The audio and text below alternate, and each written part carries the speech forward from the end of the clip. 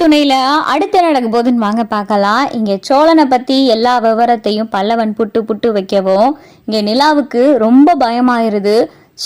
ஒரு மனுஷனால இவ்வளவு பொய் சொல்ல முடியுமா? இவன் ஒரு பொய் தான் சொன்னான்னு நம்ம நினைச்சுக்கிட்டு இருந்தோம். இப்படி இவன் உடம்பு முழுக்க பொய்யாதான் இருக்கு. பொய் பொய் பொய் இவ்வளவு பொய் சொல்லி வச்சிருக்கான். இவங்கெல்லாம் உண்மையிலேயே அண்ணன் தம்பி தானா இல்ல இதுவும் பொய்யா? எதுக்குதான் என்கிட்ட இவ்வளோ போய் சொல்லி வச்சிருக்கான் அப்படின்னு சொல்லிட்டு இங்க நிலா ரொம்ப பயந்து போயிருக்காங்க.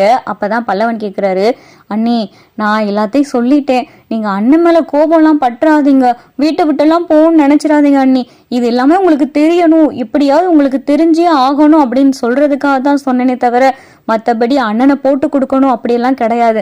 அண்ணன் உங்க மேல எவ்வளவு லவ் பண்ணு தெரியுமா, உங்க மேல அவ்வளவு லவ் வச்சிருக்க அண்ணன் அப்படின்னு சொல்லிட்டு பல்லவன் சொல்லல இங்க நிலா அதையும் கேட்டு ஷாக் ஆகுறாங்க. என்ன பல்லவா சொல்ற அப்படின்னு சொல்லிட்டு இங்க நிலா கேட்கல, ஆமா நீங்களும் அண்ணனும் காதலிச்சுதானே கல்யாணம் பண்ணிக்கிட்டீங்க, அப்ப அண்ணன் உங்க மேல லவ் வச்சிருக்குன்னு சொன்னா எதுக்கு இப்படி அதிர்ச்சி ஆகுறீங்க அப்படின்னு சொல்லிட்டு பல்லவன் கேட்கவும், இல்ல பல்லவா சோழன் என்னை பத்தி உங்ககிட்ட என்ன சொல்லியிருக்காரு அப்படின்னு சொல்லிட்டு நிலா கேட்கல, அவருக்கு உங்களை ரொம்ப பிடிக்கும், உங்க மேல அம்புட்டு காதல்ல அவ்வளவு காதல் வச்சிருக்காரு அப்படின்னு சொல்லிட்டு இங்க சோழன் சொல்லல. ஆனா எனக்கு ஒரு சந்தேகம்தான், சோழன் அண்ணா உங்களை காதலிச்சு கல்யாணம் பண்ணிக்கிடுச்சுதான், ஆனா உங்க ரெண்டு பேர்த்தையும் பார்த்தா அப்படி தெரியவே இல்லை. நீங்களும் சோழன் அண்ணாவும் சிரிச்சு பேசி கூட பார்க்கல, ஒரு ரொமான்ஸ் சீன் கூட நாங்க பார்க்கல. நைட்டு அண்ணே உங்க கூட வந்து படுக்கிறதுக்கு அப்பா போ சொன்னாரு, ஆனா கொஞ்ச நேரத்திலே பார்த்தா சேரண்ணா சொன்னதும் வெளியே வந்து படுத்துருச்சு. எனக்கு அதான் அண்ணி புரியல, நீங்க உண்மையிலே காதலிச்சுதான் கல்யாணம் பண்ணீங்களான்னு தெரியல, எனக்கு இதுதான் ரொம்ப சந்தேகமா இருக்கு அப்படின்னு சொல்லிட்டு இங்க பல்லவன் பேசிக்கிட்டு இருக்காரு. அப்பதான் பார்த்தா பாண்டியனுக்குமே இந்த சந்தேகம் வருது.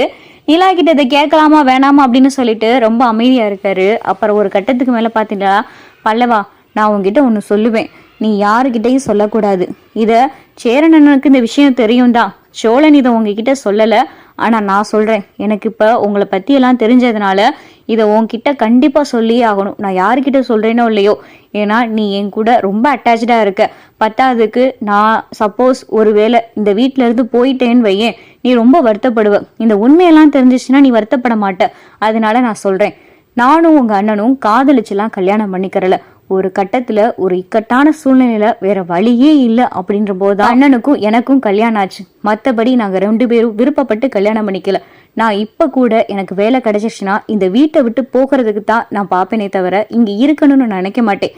நான் இருக்கணும்னா ஒண்ணு சேரன் அண்ணாக்காகத்தான், சேரன் அண்ணா காலையிலே என்கிட்ட இதை பத்தி பேசினாரு, நீ எந்த வீடும் பார்க்க வேணா இங்கேயே இருக்கலாம்ப்பா அப்படின்னு.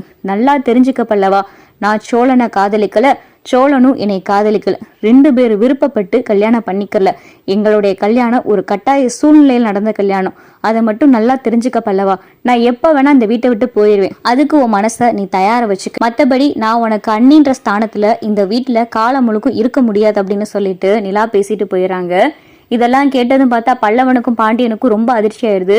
என்னன்னா இவங்க இப்படி எல்லாம் பேசிக்கிட்டு இருக்காங்க அப்படின்னு சொல்லிட்டு பல்லவன் சொல்லல, எனக்கு ஆரம்பத்துல இருந்தே இவன் மேல சந்தேகம் இருந்துச்சுடா, இவன் தான் நம்ம கிட்ட ஏகப்பட்ட கதையை விட்டுக்கிட்டு இருந்தான், சே நான் வேற காலையில சேரன் அண்ணனை எப்படியெல்லாம் பேசிட்டேன் தெரியுமா, சோழன் எந்திரிச்சு உள்ள போகையில அண்ணன் திரும்ப கூப்பிட்டுச்சு பாரு, ஏன்னு இப்படி எல்லாம் பண்ணிக்கிட்டு இருக்க, ஏன்னு இப்படி கேவலமா இருக்கு அப்படின்லாம் பேசிட்டேன்டா, இவன் மேலதான் எல்லாம் தப்பு, நான் சேரன் அண்ணாவை தப்பா நினைச்சிட்டேன்டா, நான் அண்ணன் கிட்ட போய் மன்னிப்பு கேட்கணும் அப்படின்னு சொல்லிட்டு இங்க பாண்டியன் சொல்லிக்கிட்டு இருக்காரு.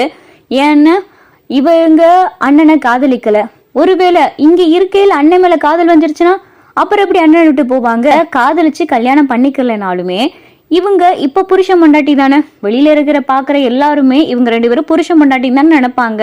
அன்னைக்கு சோழன் அண்ணன் மேல காதல் வந்துருச்சுன்னா நம்ம வீட்டை விட்டு போக மாட்டாங்க.